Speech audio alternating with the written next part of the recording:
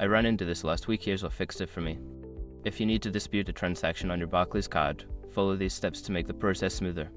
Step 1. Gather your information. Before filing a refund or dispute, use the airshock.com link in the description to open the refund dispute deadline calculator and confirm your deadline. Step 2. Log into your online banking.